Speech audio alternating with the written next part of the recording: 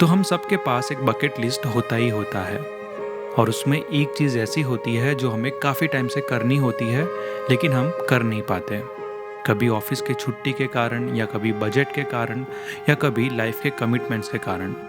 ऐसी ही मेरे bucket list में एक चीज़ थी जो काफ़ी टाइम से पेंडिंग थी और वो थी अंडमान में जाके स्कूबा डाइविंग करना।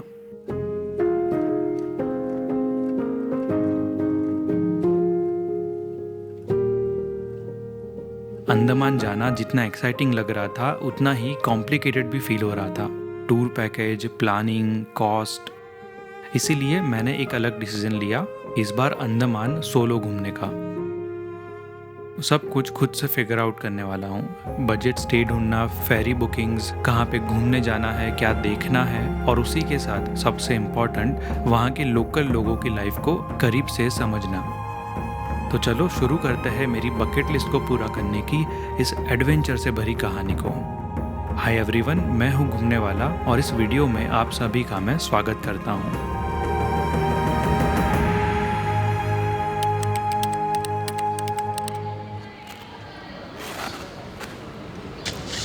तो बात है 2017 की, जब मैंने लाइफ में फ़र्स्ट टाइम स्कूबा डाइव किया था गोवा के अंदर।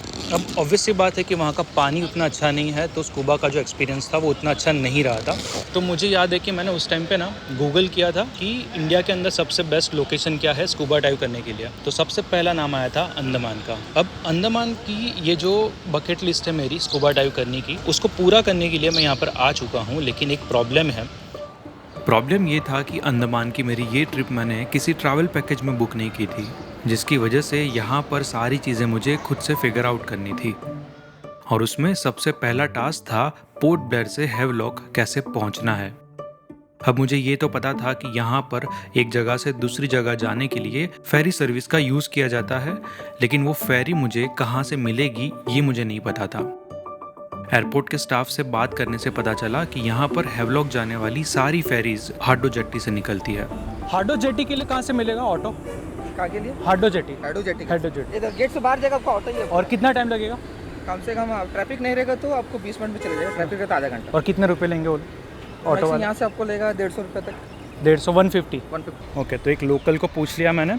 तो यहाँ से एयरपोर्ट से हाडो जेट्टी के लिए हाफ एन आवर मैक्स। एक सबसे बड़ा जो प्रॉब्लम होने वाला ये है कि मैं कैश लाना भूल चुका हूँ, तो मुझे सबसे पहले ATM ढूंढना है और ATM एयरपोर्ट के आसपास है ही नहीं। कैश इसीलिए लेके जाना ज़रूरी था क्योंकि वहाँ पर कहीं कहीं पे नेटवर्क इश्यूज़ बहुत ज़्यादा है और कहीं पे आपको पेमेंट करनी हो तो कैश एज अ बैकअप आपको काम आ सकता था।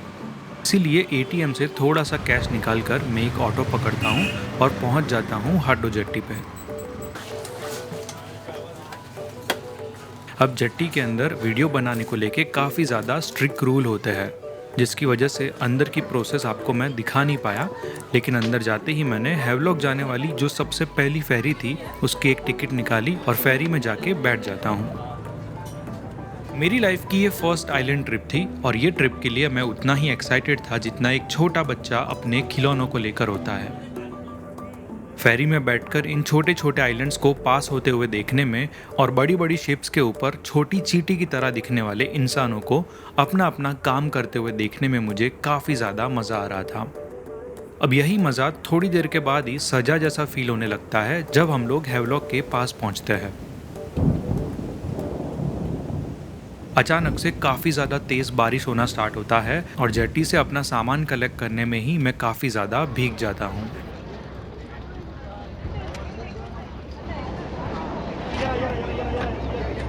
बहुत ज़्यादा बारिश है, आई होप ये कल ना हो। जेट्टी से बाहर आकर सबसे पहले मैंने ऑनलाइन एक रूम बुक किया और फिर वहाँ से स्कूटी रेंट करते हुए मैं पहुँच जाता हूँ मेरे स्टे पे।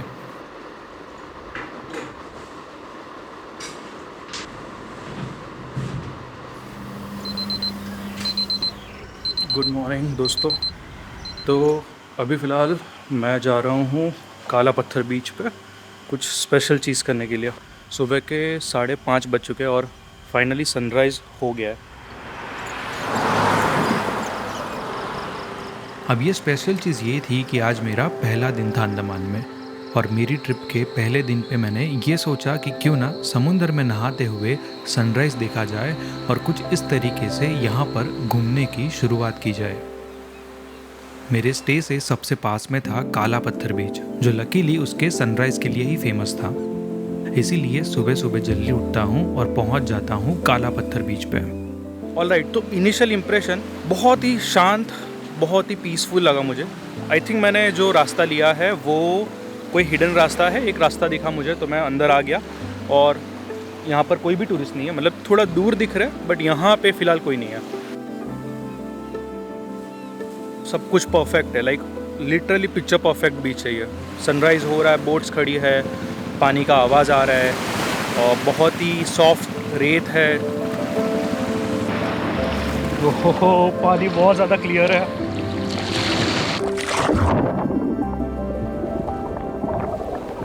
यहाँ का पानी इतना ज़्यादा अच्छा था कि मैं काफ़ी देर तक यहाँ पर नहाया। सुबह की हल्की धूप में यहाँ के ठंडे पानी में बैठकर सनराइज़ को होते हुए देखना एक बहुत ही सुकून भरा एक्सपीरियंस था। काफ़ी देर नहाने के बाद जब मैं बीच पे वॉक करने निकलता हूँ तो मुझे यहाँ पर काफ़ी सारे डेड कोरल्स देखने मिलते हैं और ये मेरी लाइफ का फर्स्ट टाइम था जब मैं कोरल्स को अपनी आँखों से देख रहा था। काफ़ी मज़ा आया। अभी चलते हैं एक्चुअल जो काला पत्थर बीच है वहाँ पे आई थिंक मैंने देखा है वीडियोस के अंदर शॉप्स है वहाँ पे, तो वहाँ जाके कुछ थोड़ा चाय नाश्ता करेंगे।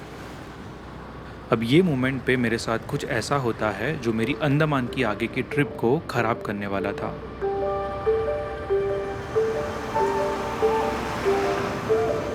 बीच पे नहाने के बाद जब मैं यहाँ पर आया तो नारियल पानी पीते हुए मुझे हल्की सी बुखार वाली फीलिंग्स आना स्टार्ट होती है। कुछ देर बाद ये फीलिंग्स और भी ज़्यादा बढ़ जाती है और ठंड लगना स्टार्ट हो जाता है। इसीलिए यहाँ से निकलकर मैं रूम पे पहुँचता हूँ और कुछ देर आराम करने का डिसाइड करता हूँ। सो एक अपडेट है, तो कल मैं जब आया हैवलॉक में तो जैसे कि मैं गीला हुआ था बारिश में, तो मुझे फ़िलहाल बुखार जैसा लग रहा है और थोड़ा सा बैक पेन है और हेडेक हो रहा है और कमज़ोरी जैसा लग रहा है। और मुझे ऐसा लग रहा है कि मेरी गलती थी उसमें, क्योंकि मैं बारिश में गीला होने के बाद मैं जब आया था यहाँ पर रूम पे तो आपने देखा होगा कि मैं बेड पे सो गया था। तो टेक्निकली वो वीडियो के लिए था, बट मैं वीडियो ख़त्म करने के बाद कपड़े निकाल के सो गया था, तो उस वजह से एसी चालू था, रूम में पंखा चालू था, तो उस वजह से ठंड लग गई बॉडी को। और आज सुबह समुंदर में नहाया मैं, तो थोड़ा सा कमज़ोरी जैसा फ़ील हो रहा है, बट स्टिल मैं अभी राधानगर के लिए निकलूँगा। होपफुली वहाँ पे जाने के बाद मुझे बेटर फील हो और रिटर्न के टाइम पे मैं कोई मेडिकल स्टोर से मेडिसिन ले लूँगा, क्योंकि मुझे ठीक होना पड़ेगा, क्योंकि 2 दिन के बाद मुझे स्कूबा डाइव करना है नील आइलैंड पे। उस दिन बुखार की वजह से मैं राधानगर बीच पे नहीं पहुंच पाया, लेकिन उसी के रास्ते में मुझे एक मंदिर दिखता है जहां ज़ोरों शोरों से भजन कीर्तन चल रहे होते हैं। अंडमान में मंदिर कैसे होते हैं और यहाँ के लोग भगवान की पूजा कैसे करते हैं, ये जानने के लिए मैं मंदिर में दर्शन करने जाता हूँ। मंदिर में अंदर जाते ही मुझे पता चला कि राधा कृष्णा की ये जो पूजा हो रही थी वो अगले 3 दिनों तक लगातार 24 घंटे चलने वाली थी। और आज राधा कृष्ण भगवान का कुछ है, मतलब आज की ये मतलब कंटिन्यू 3 दिन रहेगा, इस तरह चलते रहेगा नॉन स्टॉप।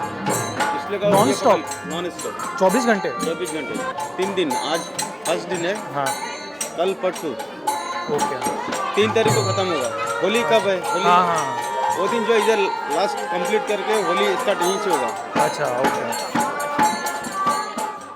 पूरे गांव से मल्टीपल ग्रुप्स बनाए जाते हैं जो टर्न बाय टर्न कुछ घंटों तक भजन करते हैं। 3 दिनों तक बिना रुके दिन रात ये भजन कीर्तन किया जाता है और होली वाले दिन की सुबह ये भजन को ख़त्म करते हैं और यहाँ पर कुछ इस तरीके से होली सेलिब्रेट की जाती है।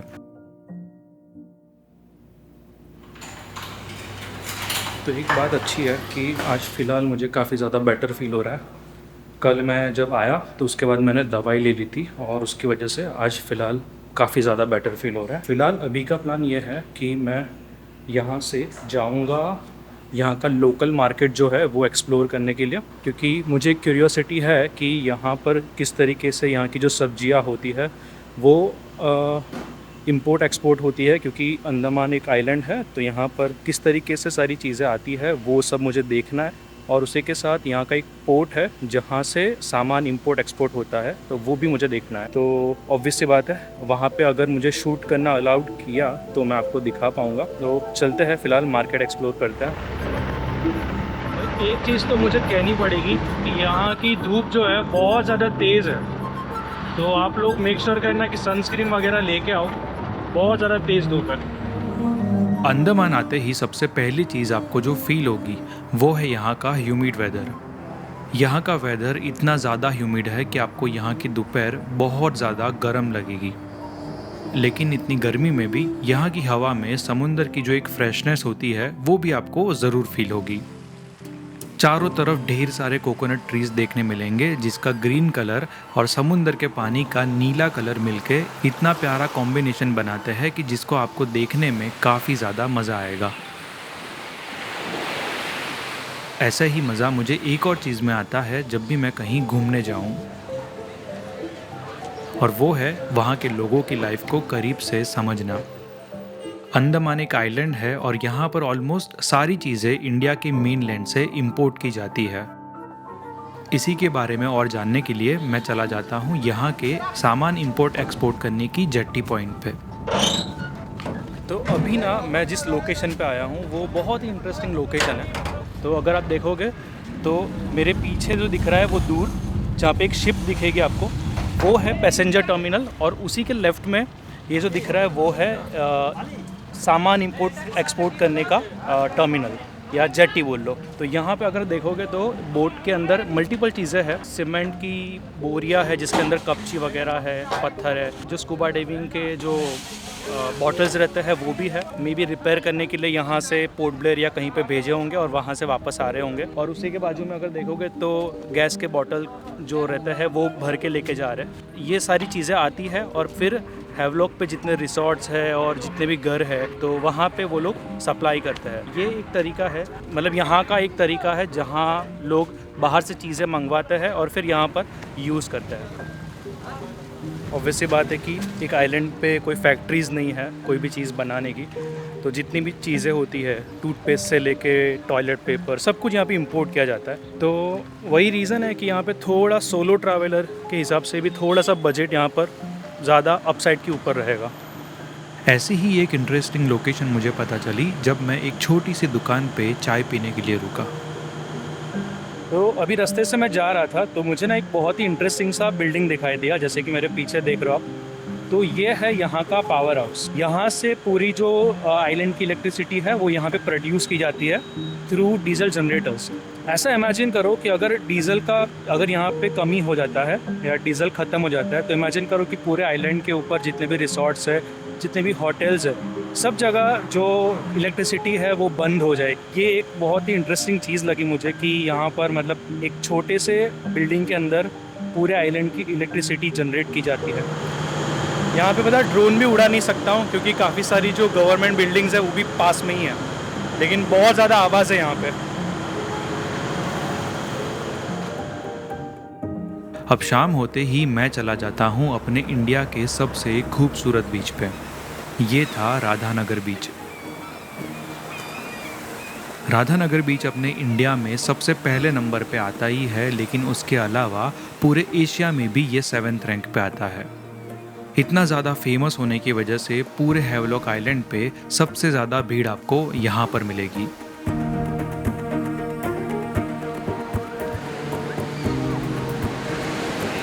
जैसे कि काफ़ी ज़्यादा भीड़ है और होनी भी चाहिए, क्योंकि ये वाला जो बीच है वो है पूरे एशिया का 7th नंबर का ये बीच है, जो कि काफ़ी ज़्यादा फेमस है। और आई थिंक हैवलॉक की जो मेन ट्रैवल इंडस्ट्री है वो यही वाले बीच के ऊपर वर्क करती है, तो यहाँ पे भीड़ ऑब्वियस सी बात है। अब यहाँ की गर्दी से बचने के लिए मैं बीच के ऊपर आगे की तरफ वॉक करना स्टार्ट करता हूँ। तो वॉक करते हुए मुझे यहाँ की रेत पे एक इंटरेस्टिंग चीज़ दिखाई देती है। रेत से बने हुए काफ़ी सारे छोटे छोटे बॉल्स यहाँ पर चारों तरफ फैलाए हुए थे, और वो भी इंटरेस्टिंग पैटर्न्स में। ये काम किया था यहाँ पे रहने वाले इन छोटे छोटे क्रैब्स ने। ये था सैंड बबलर। ये लोग रेत में रहने वाले माइक्रो ऑर्गेनिजम्स को खाने के बाद बची हुई रेत को ऐसे छोटे बॉल्स बनाकर यहाँ पर रख देता है, और वो इसीलिए बॉल्स बनाता है क्योंकि उसको याद रहे कौन सी रेत से उसने खाना खा लिया है।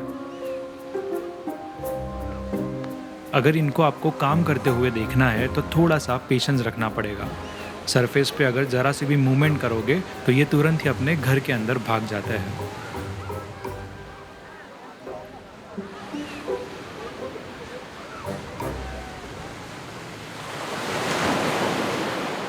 हैवलॉक में राधानगर बीच अपने सनसेट के लिए सबसे ज़्यादा फेमस माना जाता है।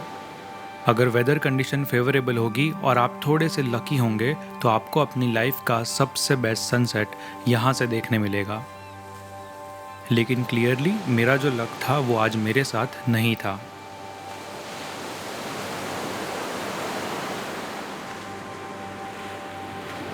एक और इंटरेस्टिंग चीज़ अगर मुझे यहाँ पे दिखाई दी है तो वो ये है, अगर आपको ये अगर मिलता है बीच के ऊपर तो इसको ना पकड़ के हवा में फेंकना एक बार, और देखो क्या होता है।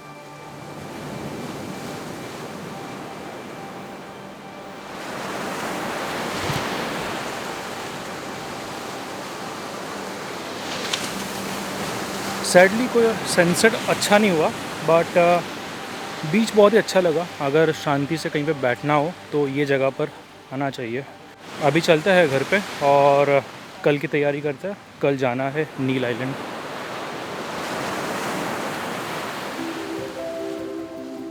आज है लोकेशन चेंज करने वाला दिन। आज मैं हैवलॉक छोड़ने के बाद मैं जा रहा हूँ नील आइलैंड पे। ये जो जगह है होटल, यहाँ पर आप स्टे कर सकते हो। बहुत ही क्या बोलेंगे, एक डिसेंट सा होटल है। अगर आप बजट फ्रेंडली ट्रैवल करना चाहते हो तो ये जगह काफ़ी अच्छी है। यहाँ पर आप रुक सकते हो। सारी चीज़ें यहाँ पर अवेलेबल है, मतलब गीज़र से लेके working AC, comfortable bed, clean bathrooms, सब कुछ यहाँ पर है। तो मेरे हिसाब से ये जगह काफ़ी अच्छी है। अगर आप यहाँ पे आना चाहते हो तो इनके जो कॉन्टैक्ट नंबर है और लोकेशन है, सब कुछ आपको डिस्क्रिप्शन में मिल जाएगा। तो जब मैं पोर्ट ब्लेयर से हैवलॉक आया था तो नॉटिका नाम की मैंने फेरी बुक की थी, लेकिन इस बार हैवलॉक से नील जाने के लिए मैंने ग्रीन ओशन नाम की फेरी बुक की है। इसको बुक करने का मेन रीज़न यही है कि पूरे अंडमान में जितनी भी फेरी सर्विस है उसमें सिर्फ यही एक फेरी है जो आपको बोट के ऊपर एक ओपन डेक प्रोवाइड करती है। कुछ सामान को ऐसे ही फेंक देते हैं, तो जो आप चेक इन में दे रहे हो ना सामान, उसके अंदर कोई भी फ्रेजाइल चीज़ मत रखना।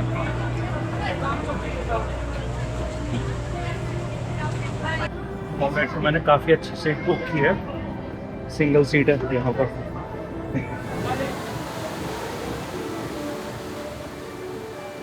आई थिंक नॉटिका के कंपेयर में ग्रीन ओशन का जो एक्सपीरियंस है वो ज़्यादा बेटर है मेरे हिसाब से।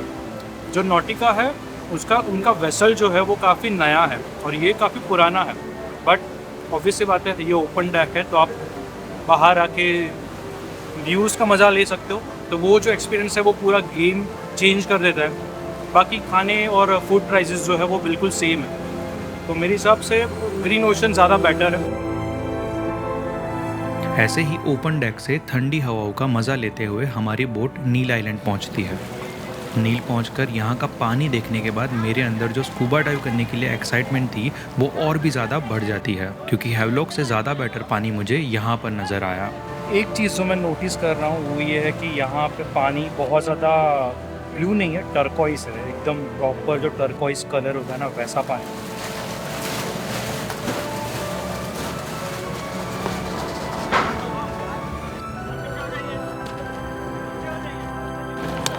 बोट के ऊपर फोटोग्राफी अलाउड नहीं था इसलिए मैं कुछ दिखा नहीं पाया, लेकिन अभी जस्ट मैंने पुलिस की गाली खाई जब मैं बैग जब वो लोग निकाल रहे थे तो उसका शूट करा था, तब पुलिस पीछे से आया और सुना दिया मुझे।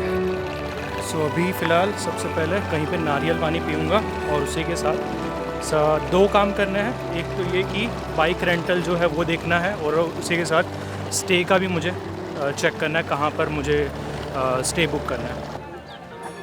जेट्टी से बाहर निकलते ही मैं एक अच्छी सी जगह देखता हूँ और वहाँ बैठकर नारियल पानी पीते हुए मैंने 3-4 जगह कॉल की है। ऑफलाइन कॉल करने की वजह से मुझे एक बहुत ही अच्छी प्रॉपर्टी कम रेट में मिल जाती है और फिर वहाँ से स्कूटी रेंट करते हुए मैं पहुँच जाता हूँ मेरे स्टे पे।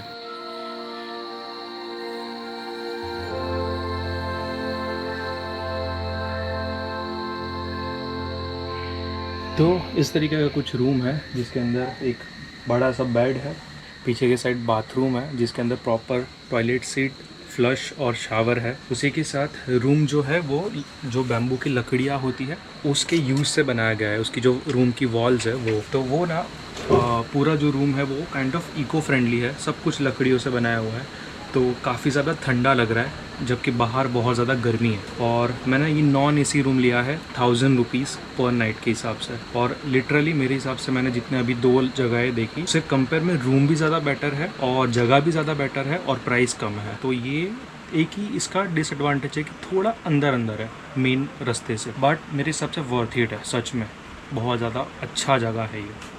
तो आज जब मैं आया ना तो जेटी के पास जब नारियल पानी पी रहा था और होटल्स में सर्च कर रहा था, तब मैंने 2 टूरिस्ट को एक लोकल के साथ बात करते हुए देखा। बात ये थी कि यहाँ पर जैसे कि 2 ब्रिज है, नेचुरल ब्रिज जो कि एक टूरिस्ट अट्रैक्शन है, यहाँ पर लोग जाते हैं फोटोज खिंचाने के लिए। अब वो लोकेशन ऐसी है कि वहाँ पे ना जाने के लिए जब लो टाइड होती है तभी जा सकता है। अब मुझे क्वेश्चन यह है कि किस तरीके से पता किया जाए कि लो टाइड कब होती है और कब नहीं होती है। अब नील आइलैंड पे कुछ जगहें ऐसी है जो आप सिर्फ लो टाइड होती है तभी विजिट कर सकते हो, जैसे कि सीतापुर बीच पे बना हुआ केव और यहाँ का नेचुरल ब्रिज। अब लो टाइड हाई टाइड कब है वो जानने का मैंने जो सोल्यूशन निकाला वो था एक वेबसाइट। टाइड फोरकास्ट पे जाने के बाद टाइम और डेट के साथ पता चल जाएगा कब हाई टाइड आने वाली है और कब लो टाइड। अभी के लिए लो टाइड थी, इसीलिए मैं चला जाता हूँ यहाँ का नेचुरल ब्रिज देखने के लिए। आई थिंक वेबसाइट जो बोल रही थी वो आई थिंक सही लग रहा है। तो एक चीज़ नोटिस करोगे तो लो टाइड के बाद जहाँ पे भी पानी का जो एरिया है, मतलब पानी जो रुक जाता है, उसके अंदर ना मछली आपको दिखेगी तैरती हुई और काफ़ी सारी अलग अलग चीज़ें हैं। मतलब देखोगे तो एक यहाँ पे देखो ये इकलौती एक अलग ही दिख रही है मुझे, ये वाली, और उसके अलावा भी काफ़ी अलग अलग फिशेस है। तो ये है वो नेचुरल ब्रिज और उसके उस तरफ भी एक और ब्रिज है, बट काफ़ी ज़्यादा भीड़ है वहाँ पे। बट मुझे ज़्यादा मज़ा आ रहा है यहाँ पे जो पानी भरा हुआ है उसके अंदर अलग अलग फ़िश को देखने में। फ़िश के अलावा भी काफ़ी सारी चीज़ें हैं, जैसे कि यहाँ पर मुझे एक चीज़ दिख रहा है, ये देखो यहाँ पर अगर देखोगे तो वो आई थिंक सी क्यूकम्बर है। फर्स्ट टाइम देख रहा हूँ मैं लाइफ में। ऑलराइट, सो यहाँ से निकल चुका हूँ मैं, और ये लोकेशन इसलिए अभी एक्सप्लोर नहीं कर रहा हूँ क्योंकि कल सुबह मुझे स्कूबा डाइव करना है और सनसेट का टाइम होने वाला है। तो अंधेरा होने से पहले मैं चाहता हूँ कि कोई डाइव सेंटर ढूंढ लूँ और वहाँ पे अपॉइंटमेंट ले लूँ कल सुबह की। हमारे मेनलैंड इंडिया से यहाँ पे सनसेट ऑलमोस्ट 1 से 1.5 घंटा पहले हो जाता है, इसीलिए यहाँ से जल्दी निकलकर मैंने एक डाइव सेंटर ढूंढा जिनके गूगल रिव्यूज़ मुझे काफ़ी अच्छे लगे। इसीलिए वहाँ जाकर मैंने नेक्स्ट दिन की अर्ली मॉर्निंग की डाइव मैंने बुक करवा ली। तो फाइनली वो दिन आ गया है जिस दिन मुझे स्कूबा डाइव करना है। एक्साइटमेंट के चक्कर में मैं ठीक से सो भी नहीं पाया हूँ, उतनी ज़्यादा एक्साइटमेंट हो रखी है मुझे। और फाइनली आज वो दिन आ चुका है जिस दिन मैं स्कूबा डाइव कर रहा हूँ अंडमान के अंदर। तो मेरा बकेट लिस्ट कंप्लीट होने वाला है और बहुत ज़्यादा खुश हूँ मैं। आज का दिन मुझे पूरी ट्रिप का सबसे स्पेशल दिन लग रहा था, क्योंकि जिस रीज़न से मैं अंडमान आया था, जो सपना मैंने सालों पहले देखा था, वो सपने को पूरा करने से मैं कुछ ही पल दूर था। नील आइलैंड के जेटी पॉइंट के पास ही मुझे और मेरे साथ कुछ और लोगों को साथ में ट्रेनिंग दी गई। स्कूबा के गियर्स और उसके फंक्शंस सारे कैसे काम करते हैं अंडर वाटर, और उसी के साथ कम्युनिकेट कैसे करना है साइन लैंग्वेज के थ्रू, सारी चीज़ें बहुत ही प्रोफेशनल तरीके से सिखाई गई। लाइफ में मैंने पहले भी स्कूबा डाइविंग किया हुआ है, लेकिन फिर भी मुझे डर लग रहा था। आखिर एक नॉन स्विमर बंदा जिसको गहरे पानी से बहुत ज़्यादा डर लगता है, वो अगले कुछ ही पलों में उसी गहरे पानी में अपनी लाइफ के सबसे खूबसूरत 25 मिनट बिताने वाला था। डाइविंग लोकेशन पे पहुंचने के बाद एक एक करके सारे लोग पानी में उतर गए और अब बारी थी मेरी।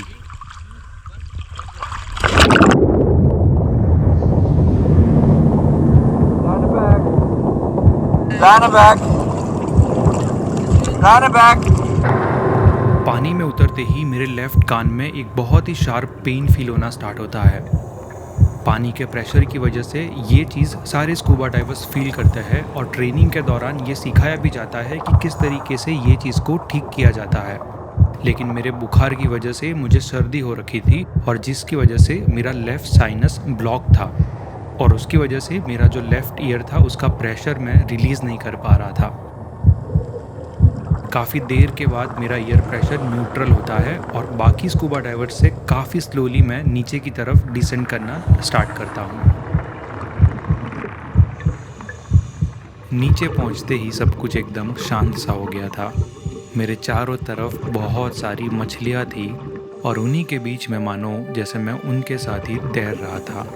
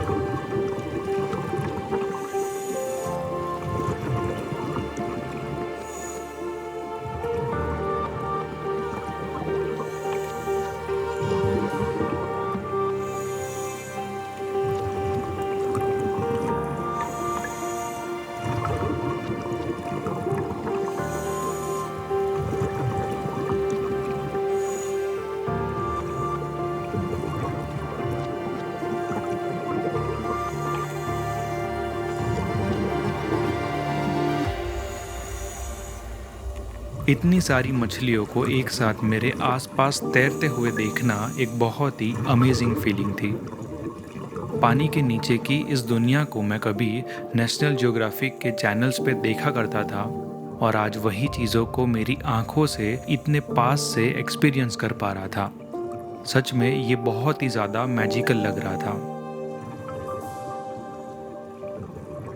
कुछ देर बाद मेरे इंस्ट्रक्टर को कुछ दिखाई देता है और उन्होंने मुझे वहाँ पर इशारा करके बुलाया।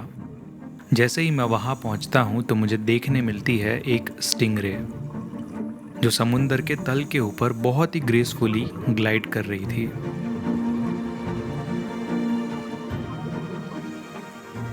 इसके अलावा देखने मिलती है एक बहुत ही बड़ी स्टारफिश, दुनिया की डेंजरस फिश में से एक लायन फिश, जिसके नुकीले स्पाइन्स को इतने करीब से देखना काफ़ी ज़्यादा रोमांचक था मेरे लिए। मैंने कभी सोचा भी नहीं था कि अंडमान के स्कूबा में मुझे इतनी ज़्यादा नई चीज़ें देखने मिलेगी।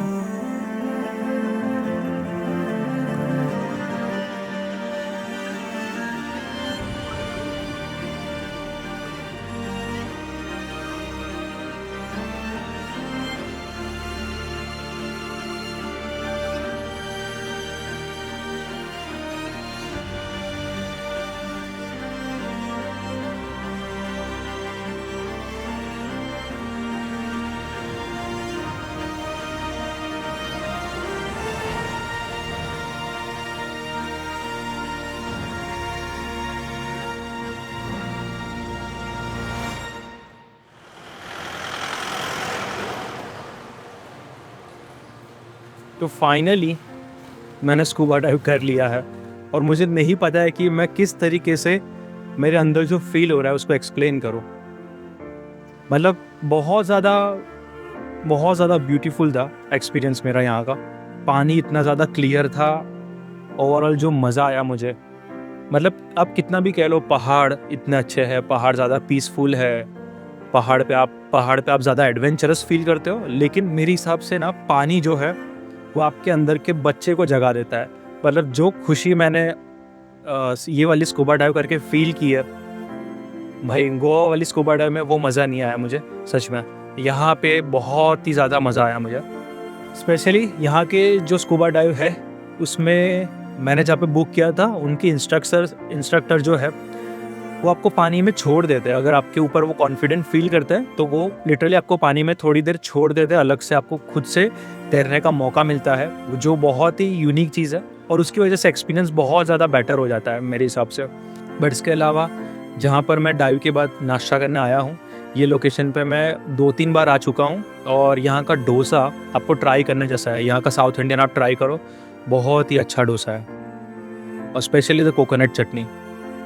सो ये वाली शॉप है जहाँ पे मैंने उत्तपम खाया, और जेटी से आओगे तो बिल्कुल लेफ़्ट साइड में यहाँ पर ही है।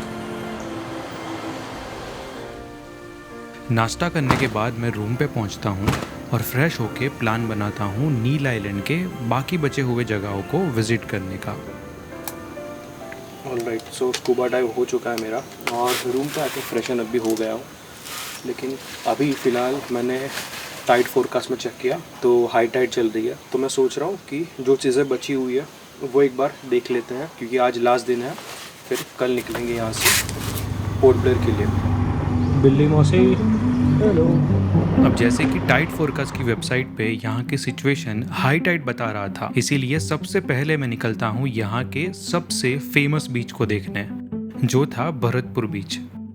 यहाँ पहुँचते ही मैं सरप्राइज होता हूँ ये देखकर कि आज होली थी। स्कूबा करने के चक्कर में मैं इतना ज़्यादा एक्साइटेड था कि मुझे याद भी नहीं था कि आज होली का दिन है। ये देखो, लोग ना कलर वाले हो के पानी में जा रहे हैं, तो पानी का कलर लाल हो गया है, और उसकी वजह से मुझे ऐसा लग रहा है कि ना ऐसे शार्क वार्क ने अटैक कर दिया हो, जैसे मूवीज़ में होता है। होली की वजह से यहाँ पर काफ़ी ज़्यादा भीड़ थी, जिससे दूर भागने के लिए जैसे ही मैं बीच के ऊपर वॉक करना स्टार्ट करता हूँ तो मेरा ध्यान जाता है यहाँ की रेत के ऊपर। काफ़ी सारे शेल्स रेत के ऊपर इधर उधर भाग रहे होते हैं, और ये काम था यहाँ पे रहने वाले हर्मिट क्रैब्स का, जो बीच पे पड़े हुए इन शेल्स को अपना घर बनाते हैं, अपने आप को दूसरों से प्रोटेक्ट करने के लिए।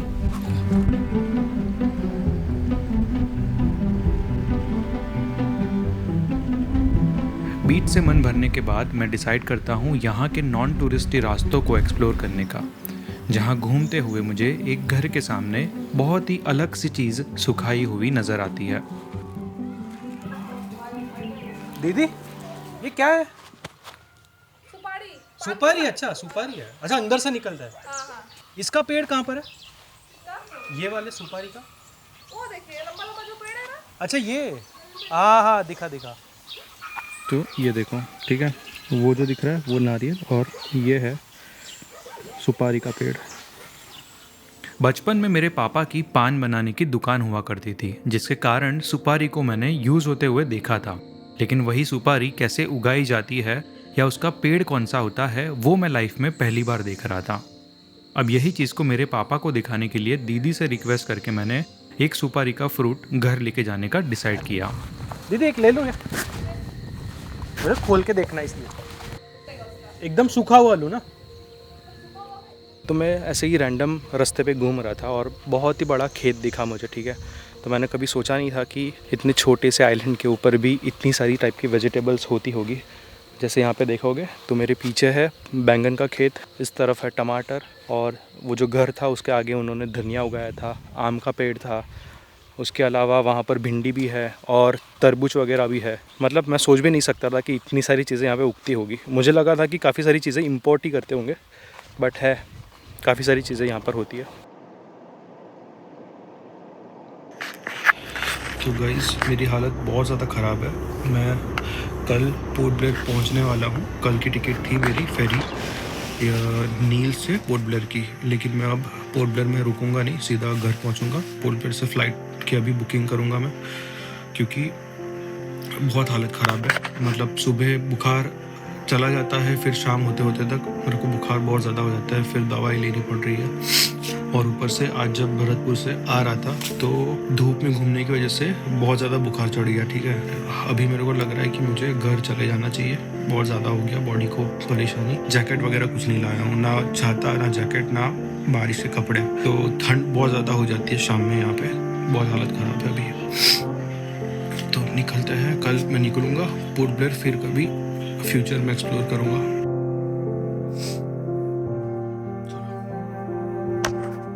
ये ट्रिप मैं वैसी एंड नहीं कर पाया जैसा मैंने सोचा था।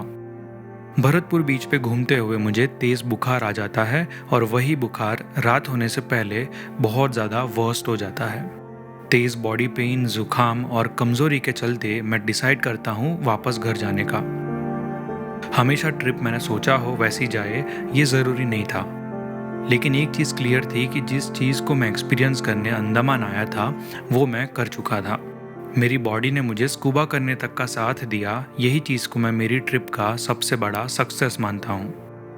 और ऑनेस्टली अब जब मैं वापस जा रहा हूँ तो एक अजीब सा सेटिस्फेक्शन भी था। ट्रिप परफेक्ट नहीं थी लेकिन इनकम्प्लीट भी नहीं थी।